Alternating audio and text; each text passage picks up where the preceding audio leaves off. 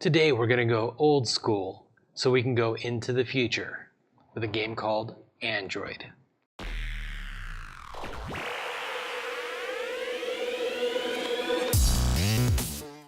Alright, so there's a lot of cyberpunk kind of stuff coming out lately. Altered Carbon, Amazon has they have kind of like a Black Mirror kind of show that the first episode is kind of in the future. We've got the Will Smith show on Netflix. Actually, Netflix seems to be an awful lot of cyberpunk-y stuff. And so I went into my storage unit and I found this. Maybe I should open a game store or something instead of just leaving this stuff in here. It's actually still in the cellophane. Hopefully whoever got this for me maybe doesn't see this video. Sorry. Ramsey, maybe? I think Ramsey. I really wanted this game, and here's the thing.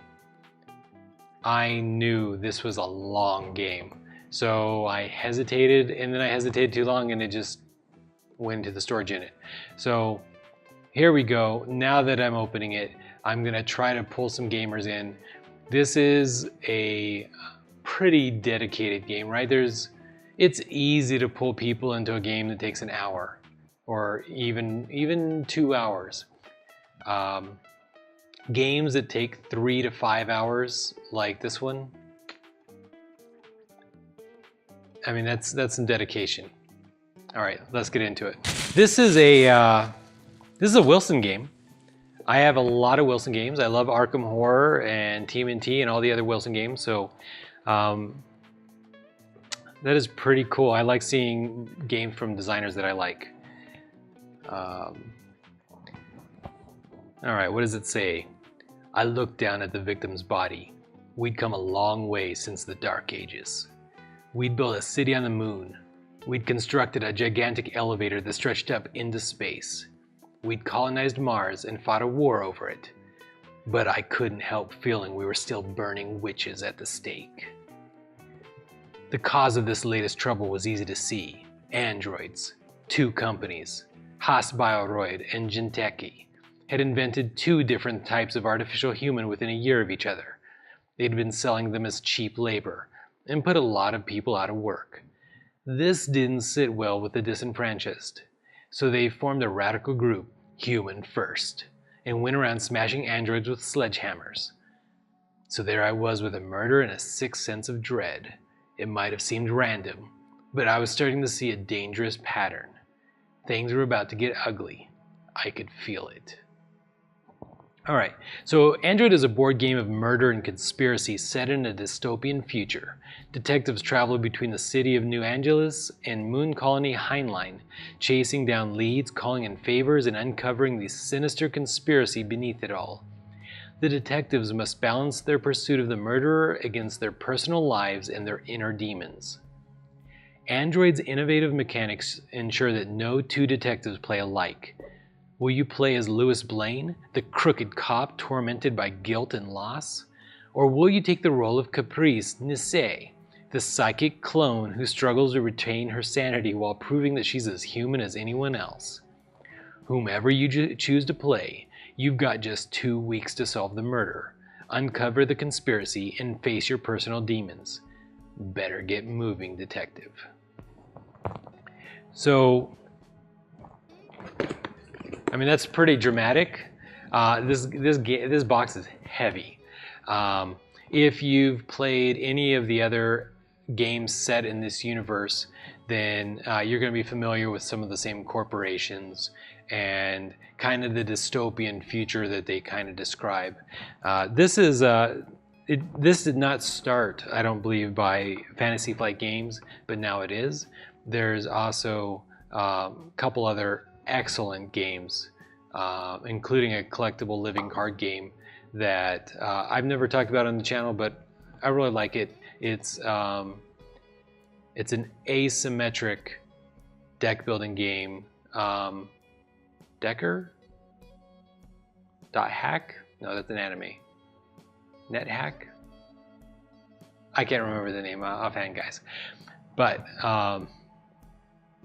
it's a hacker versus a corporation. One of the corporations you can play is one of the corporations that invented androids. So pretty cool. All right, let's open it.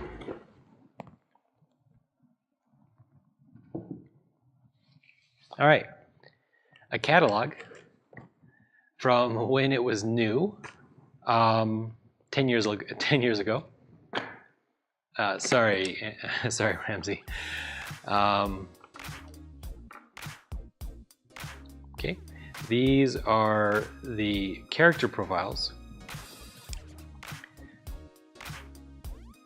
So this is not a cooperative game, to my knowledge. You're each competing to see who can prove the mystery. I guess prove which one is the target. Now, this is not like Clue, where you know who is the culprit because their stuff is inside of an envelope. Actually, you kind of make it happen through the game mechanics, and so you just have to prove who you think is the villain, and then find the stuff that you need to do that. So Raymond Flint, it's got some good art. Oh, okay. So the backs of these. Got some like side characters, got some bio.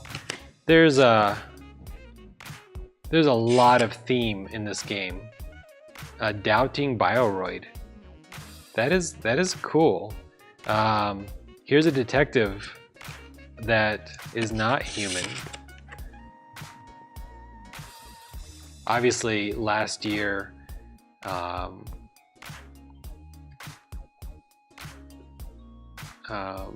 Blade Runner came out, so that's cool. Okay, Murder on the Midway, Freetown Fright,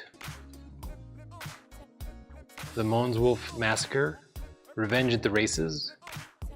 So different crime scenes, and I didn't know that. I didn't know that there was multiple crimes that you could play through.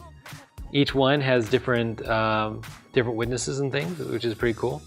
We've got a time sheet. So no matter what, you only have a certain amount of time. I think it said 2 weeks to solve the case. It's a minimum of 3 players, so it's 3 to 5 players. Not again, if it was cooperative, you could play with 1 player or whatever, and just. But no, this is competitive. So you need a minimum of 3 for the mechanics to work. So here's a Martian, Sergeant Deha Thoris, Eve. She's a Bioroid. Mark Henry. I don't know what these are not detectives. So these are possible villains, I think. Okay. Oops. We've got the rules to play. This is a heavy book, guys. This is it's thick, it's big, it's 48 pages. I did caution that I had not opened it because I knew that at the time my group did not have the commitment to play this game. Welcome to New Angeles. It's got some descriptions, object of the game. We've got, it's Fantasy Flight Games. Regardless of how big and complex the game is, their art is beautiful. Their print job is great. They're not just going to tell you things; they're going to show you. Right? There's lots of diagrams so that you can see exactly what this is. And I assume other games can't do that because they can't afford the ink. But no. Yep, this is hardcore. It's probably original artwork. It doesn't really look like Fantasy Flight Games artwork, but yeah, it's still pretty good. right? Whenever they bought this game, they would have inherited a lot of this. I said this was a Wilson game. It's, let's see, I saw somewhere in here the artist, but I know it's the same guy as Arkham Horror. Yeah. All right, it's got an index that's hugely important. It's got some breakdowns. So in the rules, you can kind of see what's going on. It's got some, again, it's got some great just artwork, just kind of like sent. Let's try to show that off. So this is the moon with the space elevator. The back page is a little bit wasted.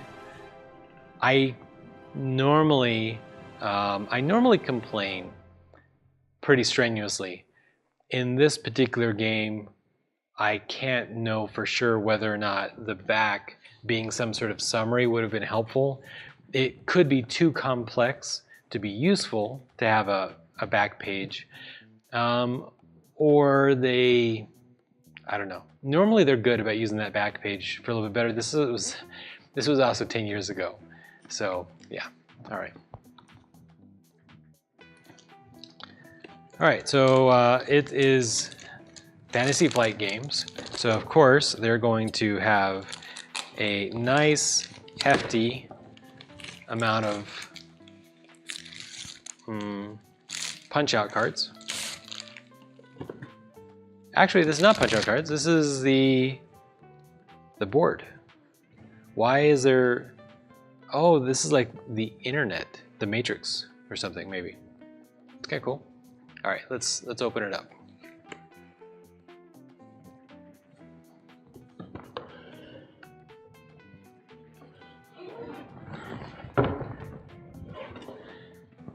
So,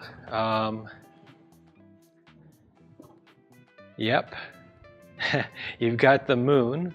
You've got, and this is things can slot into here to hold it in place, which is very unique. You don't see that in many games.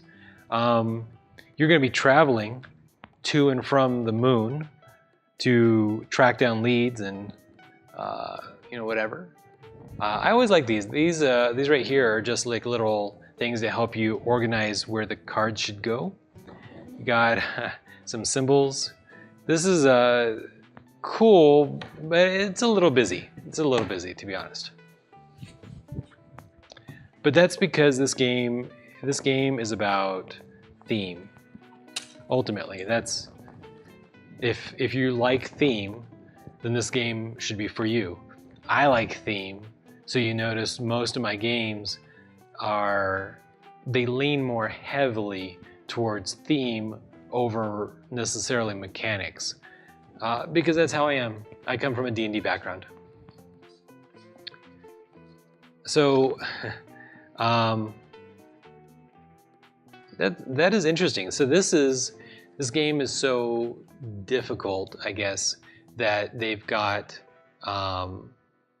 strategies and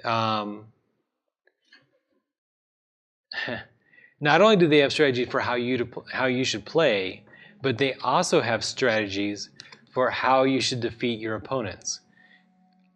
I suspect the game is so complex, and they know your group could be thrown off by it and end up quitting, right? They could say, you know what, I don't want to come back.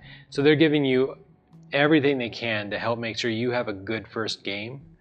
I bet these didn't exist originally. That's my theory. All right. So the board actually, either I just ripped it or it was already ripped. I assume I kind of ripped it just now. Probably from it sitting in storage for so many years. That's unfortunate, but my storage is 80 degrees, and that's a little warm. especially when it's so dry here in Vegas. But okay. All right. So lots of punch board, and assume these are. I mean, these are your detectives with their faces. So lots of you putting things in different places help you track your successes. Here's internet stuff. That I think this is super cool. That as you browse the matrix, I suppose you're going to be drawing little diagrams. That's a big part of the Android future is hacking. Lots more stuff. Little symbols. I don't know what those mean, but cool.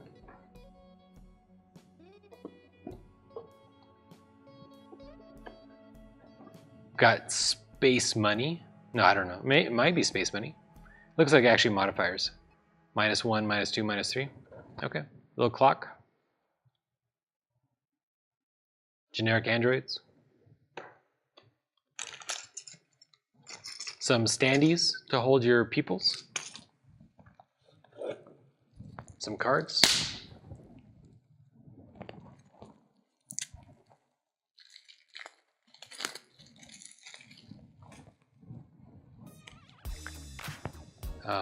I understand the concept of this game. I read the rules online before I decided not to open it.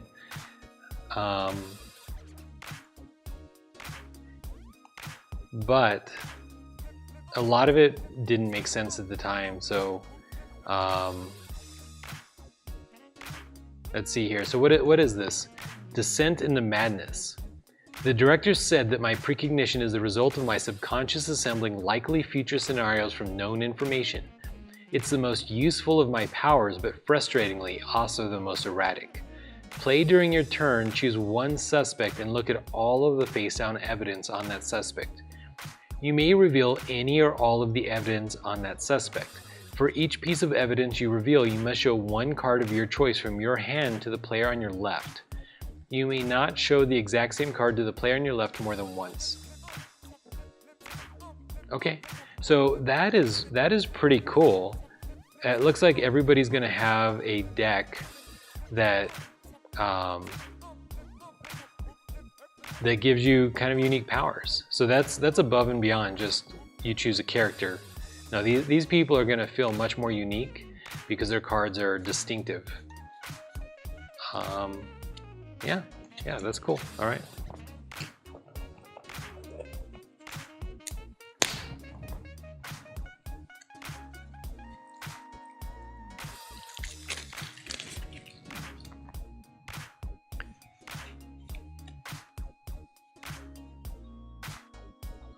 Let's see. These are negatives. Okay, so the other ones are powers. So this is like, let's see, let's just grab one. Father's Day. You should avoid black market chips. It happened again while she was cleaning her weapons. Suddenly, her left hand wouldn't let go of the dirty rag she was holding, and the color red dropped out of her vision entirely. It lasted 6 long seconds. All Rachel could see was her father's face after that, for a whole lot longer than 6 seconds. Play at the start of Rachel's turn while she has at least one cyberware card in play. Rachel gains 1 stress and 1 greed. So these are negative cards, and that's cool too, because this game again is about these people. It's not enough to prove who's guilty. You also have to face, like I said, their inner demons. So now here's some cards about the corporations. So this looks like kind of random event cards. Depending on who's guilty, there's some victory points there. I don't know what that means. Depending on who's innocent, you get bonus points there. This box is kind of lame. There's no bags to organize this pile of tokens that we're given, and that's no bags, no little holders. Yeah, pretty lame. Okay.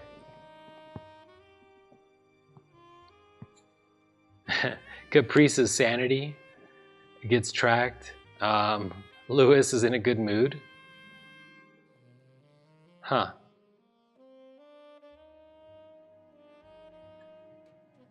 Lewis is in a bad mood. Yeah, playing your character is going to be kind of like a mini game itself, which is super cool. I don't know what these are. I can read your mind. Let me demonstrate. All right, so that's kind of I don't know, pretty cool. Kind of Minority Report, this girl. But she's got kind of a bad time for it, just like the people in Minority Report. Anybody else watch the Minority Report show while it was on? I actually thought it was pretty good. All right. Yeah. This game is very. This game is very like customized to the characters that you've chosen to play, which is pretty cool. I don't know what all these things do yet, but I'm excited. I think a couple years ago it would have been very hard for me to find people to play this game, but here, yeah, it's cool.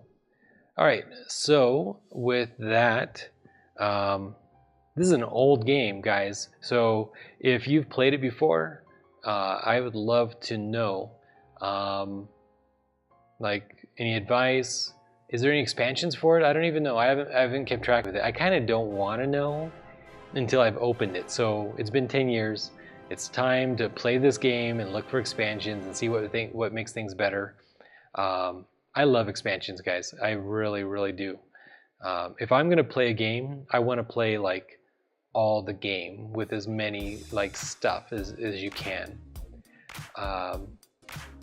With that, I'm just gonna close it off. Should have a game video next week, and with that, talk to you later. Bye.